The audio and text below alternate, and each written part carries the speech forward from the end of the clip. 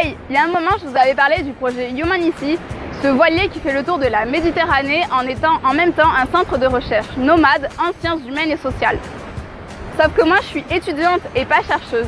Mais pourtant, j'ai quand même voulu apporter ma petite pierre à l'édifice en te faisant découvrir durant les prochains mois des notions juridiques en relation avec les migrations en mer Méditerranée.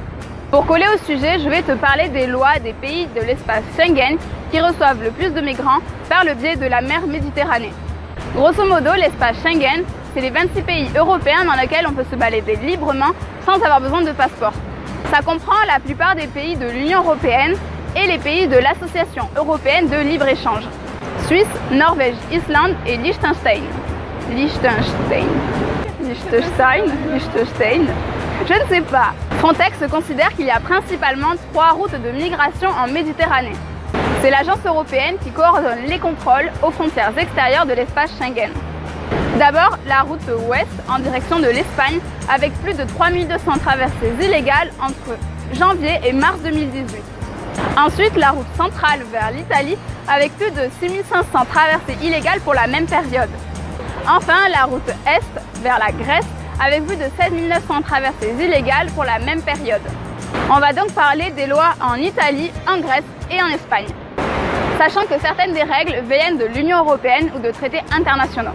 Warning, moi je vais vous parler des pays d'arrivée des migrants, mais souvent ce ne sont pas leur destination finale.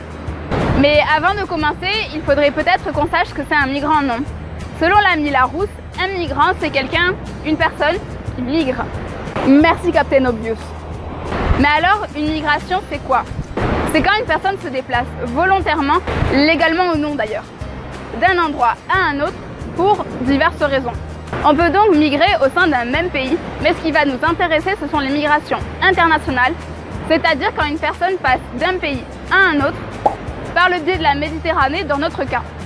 Un migrant international, dans notre cas, c'est un étranger, un concept juridique, ou alien en anglais.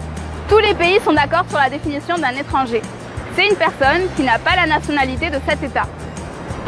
Article 1 des lois espagnoles, grecques et italiennes que tu trouveras dans la description. Ça n'a donc rien d'extraterrestre. En Espagne, les étrangers, ce sont ceux qui ne sont pas espagnols.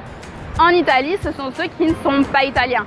Et du coup, en Grèce, si tu m'as suivi, les étrangers, ce sont ceux qui ne sont pas grecs. Dans l'actualité, communément, un migrant est un étranger.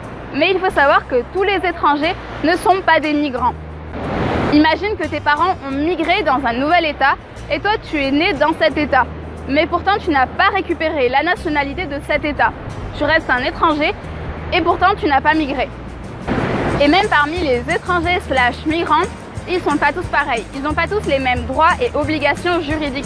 On peut distinguer plusieurs catégories d'étrangers. Utilisons le terme juridique s'il vous plaît.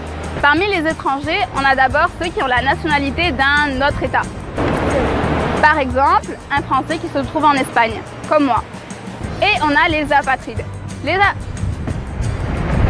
apatrides, ce sont ceux qui n'ont aucune nationalité. Si c'est possible, on en reparlera. Ensuite, on a les étrangers, Union européenne et de l'espace Schengen. Et les étrangers non Union européenne.